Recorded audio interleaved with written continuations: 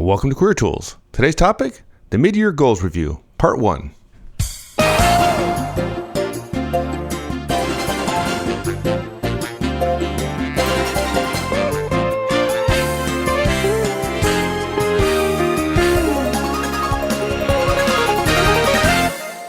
Well, I don't know if careers are like management, but we certainly talk about management or manager tools about it being boring and repetitive and unsexy and unpretty. And most of all, good management is not dramatic, right? Drama's for the movies, and they don't make movies about management, right? I mean, I wish they did. They wouldn't sell. It would be very cool. I'd buy them. I'd buy them. I think I've said before on air that there's only one good movie that accurately represents management to some degree, and that's Disclosure, which of course is really not a movie about management. It just happens to get management right. It's about sexual harassment, but that's Michael Crichton for you. He's a great writer. Most people would say careers are different than management in that regard, in the undramatic nature. We all tend to remember things about our careers that are the dramatic moments, the promotions, the big promotions, maybe the home runs we hit, the great new job offers, the big failures, right? That make the press. You think about management. You know, people don't really think about management this way, but I'm pretty sure. I think it's been discontinued, but for years, the articles that were written about management, people management, and fortune were the worst managers alive, and people had to anonymously recommend people and the person who got the most votes. I mean, it was always just Dragon Lady or jackass in charge, pardon my French. And it was, it's another form of dramatic, right? We think of careers that way, and yet, in fact, good career management is just like good management in that it's boring, it's repetitive, it's unsexy, it's unpretty, like you said. We remember the dramatic moments. It's because that's just proof that our memories are emotionally anchored. At least that's what I read. Memories are emotional. And all those dramatic moments that we remember, the big promotions or the somebody else getting fired or marched out of the building or whatever, the dramatic successes, in fact, are just like slam dunks that we talked about in meetings, right? The slam dunk is what everybody remembers when somebody gets a big budget approved or a project gets the green light or what have you, and everybody goes, wow, what a great briefing. But of course, the briefing isn't what did it. It was the pre-wire in advance, the unsexy, unpretty, hard work of putting the thoughts together, pitching it differently to each of the key people who have to make a decision, and counting your votes, counting noses, counting heads before you ever go to the dramatic moment, which is the big board meeting or the big senior executive meeting. That's the beauty of pre-wire, and that leads to dramatic success. And the same thing's true for careers, which of course good pre-wires is a career management tool, right? It's not just a management tool; it's a career tool. And look, this cast, getting ready for an annual review 6 months in advance, if you will, is the same thing. It is. This is the kind of undramatic stuff that happens behind the scenes that makes for successful careers, although what we'll remember about the successful career is the promotion. But the promotion is only the result of all the undramatic stuff before. And that means what we're talking about here is reviewing annual goals halfway through the year and making adjustments so that we don't have to answer for a year's worth of mistakes at the end of the year, and we can adjust ourselves as we go along. Well, I can't think of anything more boring or unsexy or unpretty than looking at my performance goals 6 months before my annual review. So I never thought of it that way. This is the most. Can we nominate this as the most unsexy, most unpretty career tool? In our office at 7:00 at night on a July or early August day, thinking, this is going to help me in December with my review. It's not like I'm already busy and the family's going on vacation next week, but this is where I should be because Mike and Mark say success is undramatic. except for what my spouse is going to say when I get home. That's going to be dramatic. Yeah. So if an effective career management has to be boring and unsexy, then you've nailed it. So yeah, I've nailed it. Yeah. So okay. So now that we've just totally turned people off to the idea of listening to this cast, what are we going to talk about? Yeah. Okay. So look, we recommend that halfway through the year, every person review their annual performance goals and their progress against them. And we have 5 steps that we recommend you go through. First, schedule a time at the end of the day. And we're going to cover this again, but scheduling a time is important for these kinds of things. Okay. Second, we're in that time we schedule, half an hour, an hour, whatever. We're going to assess our progress at the year, at half year versus our goals for the year. If we're halfway through everything, well, lucky we're probably in pretty good shape. Number 3, we're going to consider making changes, making some choices around changes in our scope and our timing. In other words, could we delay something being done, or could we in fact narrow our scope, or perhaps increase our scope if we've gotten pretty far ahead? Number 4, we also want to do something a lot of people miss. This is not a zero-sum game, so we want to consider new opportunities. It's not as common as simply making changes in scope or timing, but it's necessary to look at each time. It's just running the playbook. This is part of the Career Tools playbook. And then lastly, the last step is to prepare and send a communication with your update in preparation for having a meeting with your boss, obviously. So those are the 5 steps. Good. Okay. So step number 1, of course, we're going to make this as boring and unsexy as we can. So we're just going to wait till the end of the day to schedule some time to think about this. Great. Yeah. Look, we're really killing the boring thing, but boring works. And, there are firms now that are going out of business, that went bankrupt, that reached for 15% returns when their historic industry averages have been 5%. And generally speaking, there's no free lunch. And we're not suggesting that every single situation all the time you should accept 1% with no risk rather than 2% with some risk. But there's an old saying that everybody wants to get to heaven and nobody wants to die. If there's a big return, then there's probably a big risk, or it requires hard work.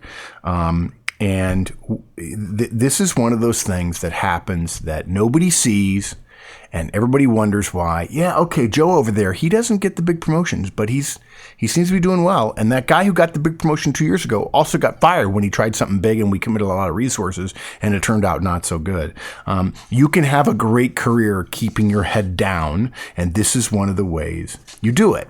And there are far too many people in the world today, career advisors, saying, stick out, be different, be special, be unique. Wendy, I think, made a comment on Twitter recently saying something to the effect of, yeah, it really makes you stand out if you send us your resume on CD. Unfortunately, we can't look at it because our security systems on our PCs won't allow us to use somebody's external CD. Nice idea, but terribly dramatic, but terribly ineffective as well. So this is one of those things. Scheduling time is one of those undramatic things. Having a meeting with ourselves is a more effective way to be. Rather than waiting for a late in the year surprise when we haven't done our homework, we make preparation to avoid that surprise part of our routine in advance. That's all we're saying. And in fact, let me just be clear. This cast is as much, if not maybe more, about scheduling our time to be effective than it is about the actual review of our performance that's coming up in 6 months. Senior executives, senior people in their careers all do this virtually every quarter. Because, I don't know if I've ever said this before, at the very top levels of organizations, folks, annual reviews really aren't done between boss and subordinate. They're conducted in public in the finance pages of the Wall Street Journal or The Economist.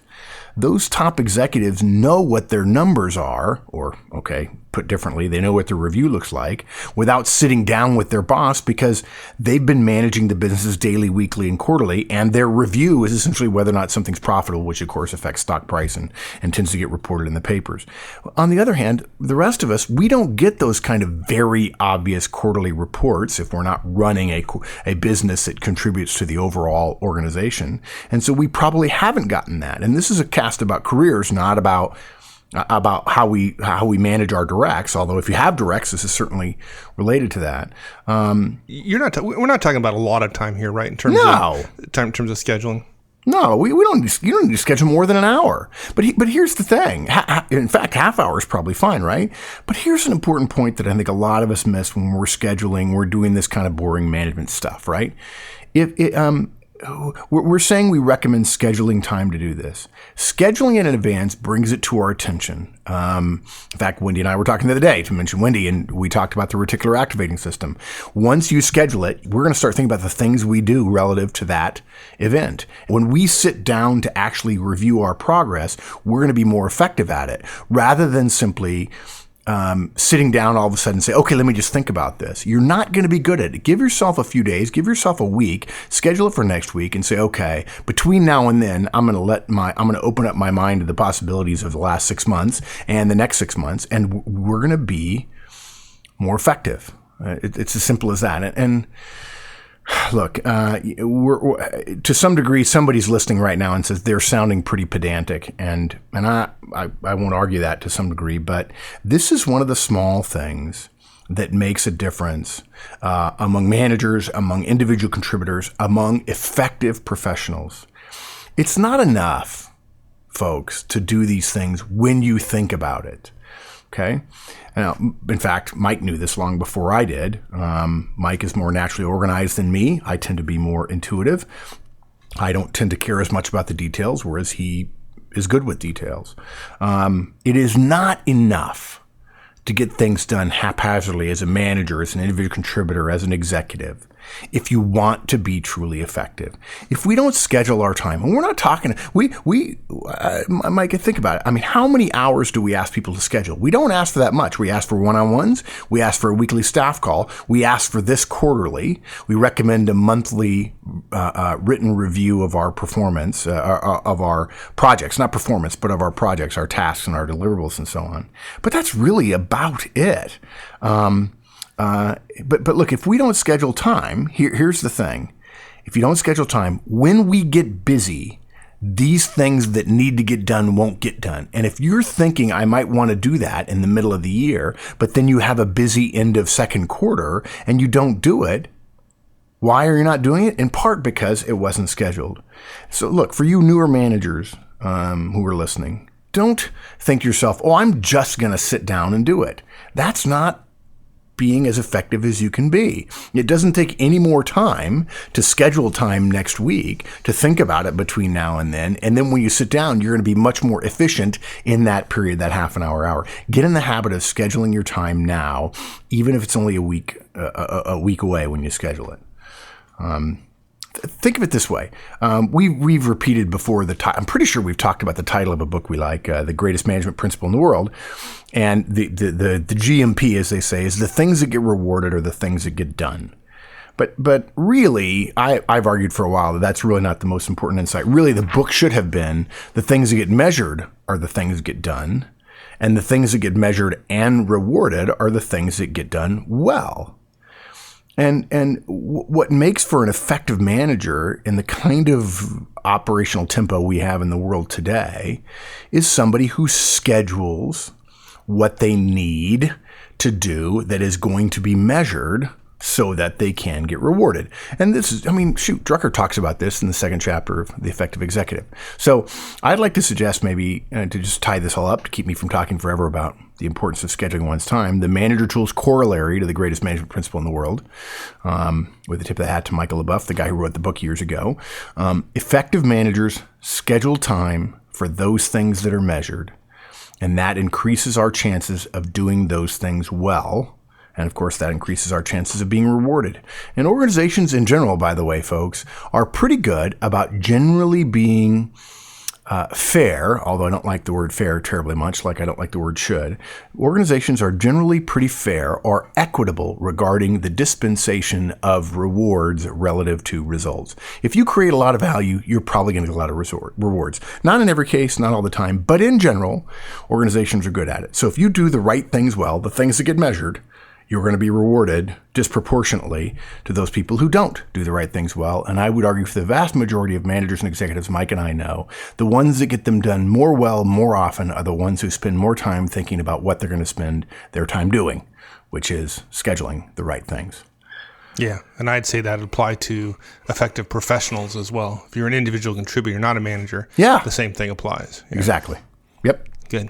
Okay, so, all right, so we schedule some time. That's easy enough. We put it on our calendar. We can put it on our calendar months ahead of time. So what do we do once we've done that? Oh, twiddle your thumbs. Easy. We review our performance goals for this year, right? And we compare our progress to them. So get out the old document that came out in December or January. Every time I do a cast about performance reviews, I think about my client that years ago that everyone joked that nothing got done in January, the start of their big year, because everybody was busy writing reviews. And then in February, they would get around to figuring out what everybody would do for the rest of the year. I thought, gee, can I discount it by 8% since I've lost a month? But what we do is we get out that old document. And really, it's even easier if we've done our quarterly review into the first quarter, Q1, to ask ourselves, okay, how have we been doing relative to our goals along the way, whether we had to report those to our boss or not. And we grab our performance plan and our development plan for the year, and we review what we're committed to. And, for me, it would be writing them out longhand. Okay, I said I'd do X and Y and Z. Probably what I would do actually is if I had the document to edit it, I would take the document, I'd get rid of all the details, I'd spread it out a little bit, and I'd separate each one by and give it half a page each. Maybe it's a 5 or 6 page document now with 5 or 10, 10 or so things on it. And then I would have some room to take notes and about proof that I have that I did it. And we ask ourselves a very specific question about each one of our performance and development goals. And that is, what evidence, keyword evidence, what evidence is there that I've either achieved this goal or that I have made progress toward this particular performance or developmental goal? Okay, it's the end of the second quarter. Are we just looking at those things that we were committed to deliver in the first and second quarter? Or are we looking at all the tasks for the year, even those that we haven't delivered but might have some intermediate deliverables? Yeah, exactly. And we really have a couple of things that we're looking at. We're looking at, okay, have we accomplished the things we're supposed to accomplish, right? Which is things that are at the deliverable date. The final date is before the date we're sitting down, Q1, Q2. Not all, but most. Okay, maybe not most. The plurality of objectives, annual objectives, should have some sort of milestones along the way. And if you're halfway through the year, you should be roughly halfway there. But some of them are things like by July 1st, do X, or by May 15th, do Y.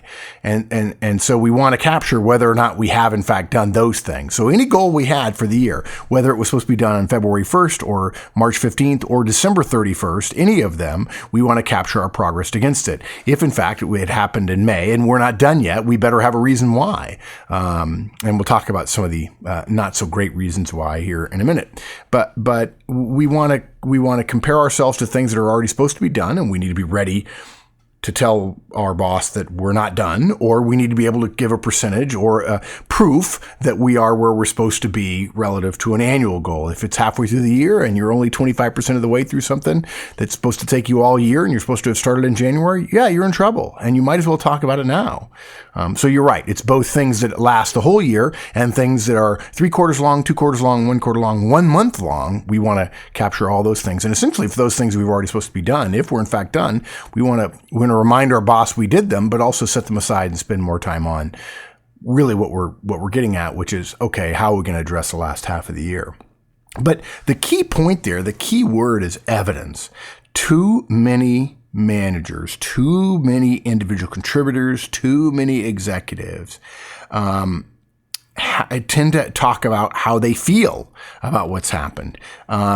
We feel good about our progress, but really, Actually, we don't feel good about our progress. We just feel good about how much work we've been doing. That's what most managers, most career people think. Most professionals say, I've been busy. Gosh, let me show you all the stuff I've done. Well, the problem is what you've done may not be against against your goals. And what's worse, it may be that your boss is responsible for it, but it doesn't matter. We're looking for evidence, not feelings. Basically, the bottom line is feelings are not clearly delineated between actual progress and mitigating circumstances. If we've made no progress, but we feel good about it, it's probably because we have mitigating circumstances. And those make sense to us because we lived it. But they won't make that much sense to our boss at the end of the year. Too many times when we've coached executives, we're reviewing things. At some point, we ask about status, we ask about progress. And we're going to share with you 3 examples that are classic. They probably cover 75% of the possible examples or the possible rationales we get. There are 3 of them.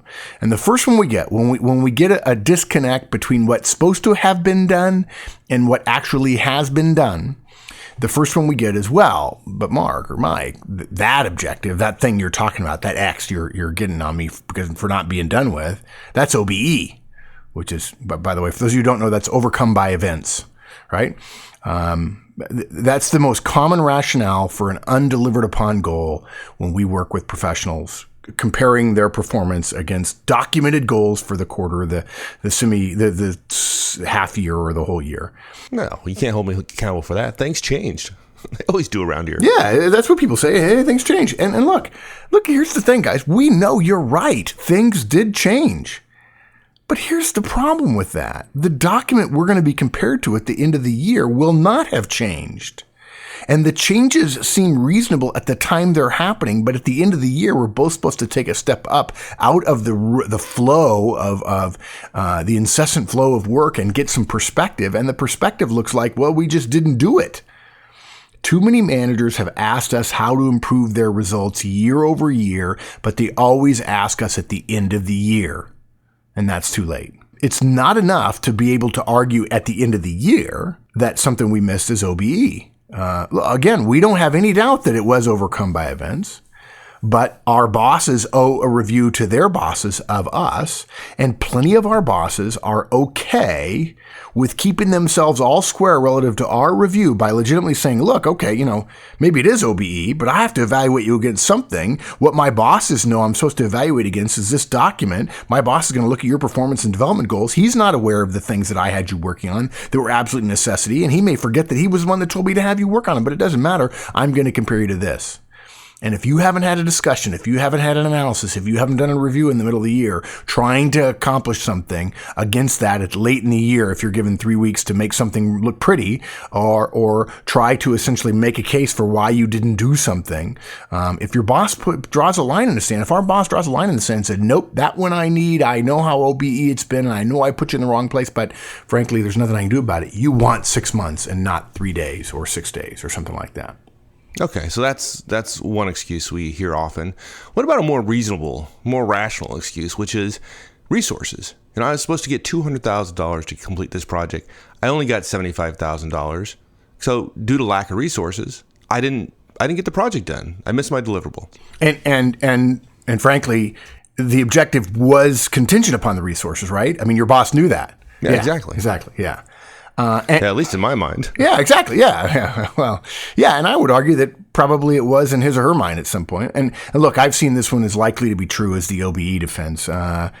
Look, this is just the organization behaving as if our objective was OBE or made less valuable by changes of some sort or the other, because the organization put the resources onto something else. And so another event overcame our event, our resource need, and so our resource need got trumped, and so we couldn't do it. Just like we are a resource and we get trumped and work on X rather than Y, and then we want to be forgiven for Y, when in fact some bosses won't, and the organization won't either. If we're obligated to perform to a particular objective, then we're obligated to communicate about it if we're going to do it or if we're not. And frankly, what's amazing is people say, well, I don't want to talk about the things I'm not going to get done, but everybody wants to talk about the things they have done, right? Look, if you're obligated to do it, you're obligated to communicate about it, whether the communication is positive or negative.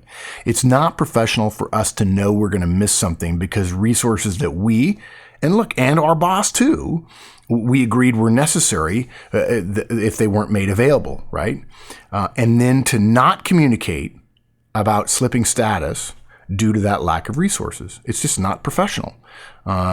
Too many of us assume that to our own benefit that the boss surely knows about our lack of resources and therefore is tacitly blessing our lack of progress, our lack of work because we don't have the resources. And here's what bosses have told me privately. Yeah, I was aware of it. And yeah, I know I'm in a gray area here. I may have been tacitly aware that he wasn't working on it, but I can't tell my boss I was tacitly aware of it and I'm responsible for it and I didn't change it. And so somebody's going to be left holding the bag. And frankly, this is said sometimes by very professional people. I'm going to be holding the bag, but I'm not going to hold it myself. The person who was supposed to be doing the work and didn't communicate about the resources they needed, they're going to be holding the bag too. So don't assume that your boss is hanging you out to dry on this one, folks. He or she is not. They're hanging in the wind with you, but it doesn't feel that way when you're the one hanging in the wind. Yeah, well, we hear this often from inexperienced professionals, and in that, look, we're in a land of scarcity. We're always in a land of scarcity, and the idea that just because I don't get all the resources I said I needed at the beginning of the project, using that as an excuse for not delivering on something just doesn't go terribly far. Yeah, that may be a cast there about the sign of youth. There, when I think of young, fairly inexperienced people, the two things I see not most frequently. Two things I see quite commonly are, number one, putting their best foot forward and dragging the other one behind. In other words, not following through. Classic junior mistake. And the other one is assuming that resources are unlimited and I should get some rather than having to fight for them or making a case for them. And then pardon me for saying so, but whining about not having them. Gosh, if everybody had all the resources they need, everybody's job would be easy. That's the whole point of profit, is that resources are constrained. If resources were unlimited, profit wouldn't be a problem. Okay, well, that's the second one. Well, here's the third one. And again, this sounds like a rational excuse to me. Look, at the beginning of the year, we set 5 objectives. And then over the course of the last 6 months, you've had me working on 15 other things. So, because of you, I haven't had the time to do the work. Yeah, I made this mistake early in my career, no question about it. Look, our bosses don't see us as having limited time. They see us as having nearly unlimited time. They expect us to make prioritization decisions, and they expect us to be able to communicate about our status. Okay? Look, there are two extremes here. One is the IT organization, the mechanistic IT organizations of the world, the vast majority of them who act as if the pattern is full or we have no free resources. That's their refrain all the time. And the other extreme is marketing organizations also stupidly saying, oh, sure, we can do that. We can do almost anything. Only then not delivering on anything they promised except the thing that interested them at that particular moment. One is obsessive compulsive and the other was ADD. At the extreme, it's not a purely black and white thing, but there are plenty that are very close to black on both ends of the spectrum here. But look, as professionals, we're obligated to know what we can do and can't do. And if we do accept work, we can't assume that it is intended to replace work we're already doing and that we get to just simply ignore stuff. We're supposed to supplement what we've already done, and we're expected to figure out how to do things more effectively. And this harkens back very closely to the delegation task and the juggling koan that we put out a couple of years ago. Okay, so those are some excuses. The key word I want to come back to, though, I want to beat this horse till it's dead, is evidence.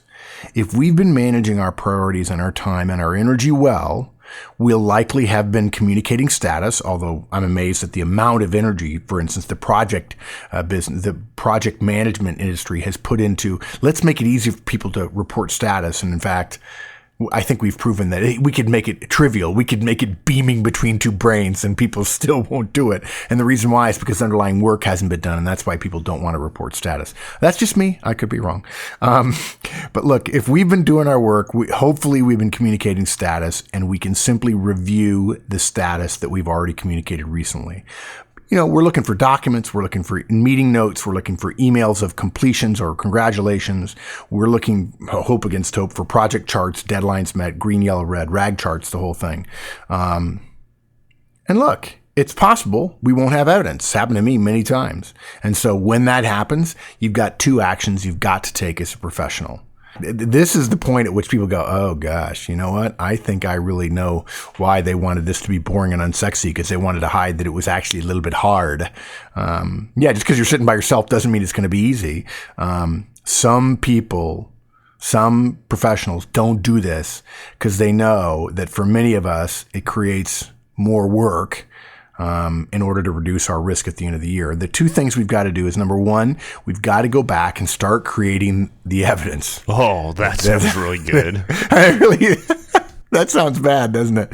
I don't mean it that way. What we mean is go back and find evidence, emails, deliverables, reports from other people that show what we either did or what we contributed to, or even what was done that we didn't do, as long as it serves to show progress on our objectives. Now, look, obviously work that we didn't do is far more likely to relate to performance goals, right, rather than development goals, at least for the individual contributors of the world. But the second thing we've got to do is to commit to avoiding this sort of ex post facto mistake in our second half. Usually we recommend project planning and reporting for performance and development goals. In other words, look, if you've got 60% of a project to get done in 50% of the year, come up with a project plan, lay it all out, and talk to your boss and talk to your team and say, these are new deliverables, and then report every week. You'll be amazed that even though you think, gosh, I'm reporting red on things, in fact, red exists or amber exists to get more resources or to get more attention. And maybe you get a little more attention. Maybe your boss says, gee, you're a little bit behind. But at the end of the year, when everything you're supposed to have done, you've done, and somebody else hasn't done this and hasn't managed themselves and hasn't taken little shots throughout the year and through the Q3 and Q4, and they don't have stuff done and they've only got 30% of their stuff done, who's going to get a bigger share of the rewards at the end of the year? You are. Why? Because you are willing to plan your work and then work your plan. On the other hand, that project planning, all that kind of stuff, that's for a separate cast. We just know that if in fact you are not there and you need to come up with something, if there's not evidence, or there's evidence that we're not where we need to be, we need to create evidence, go back and find it, not create it out of whole cloth, and also plan better for the coming year so we will have the evidence at the end of the year and we're not in this pinch again.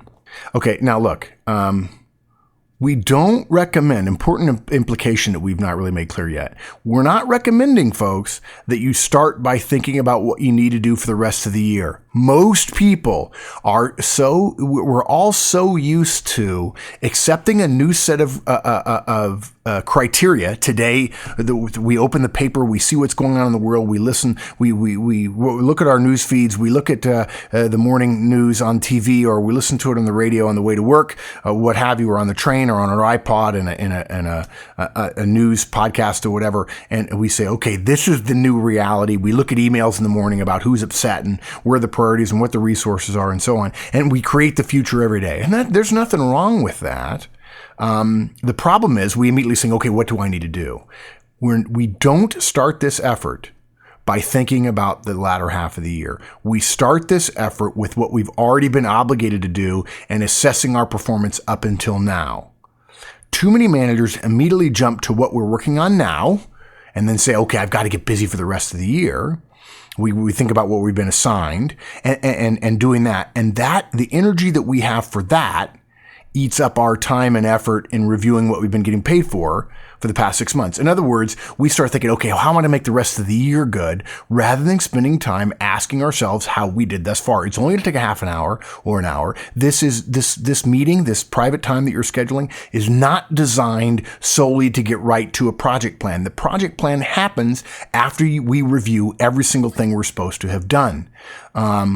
okay, look, we know we're behind. We think our boss knows. She's had a tendency to look the other way. So now that we're doing this, rather than patching up the past, let's go ahead and make a solid start on the second half. And look, it's a good thought in a way. Okay, I know I'm behind, so now let me get busy. But there's a flaw with it.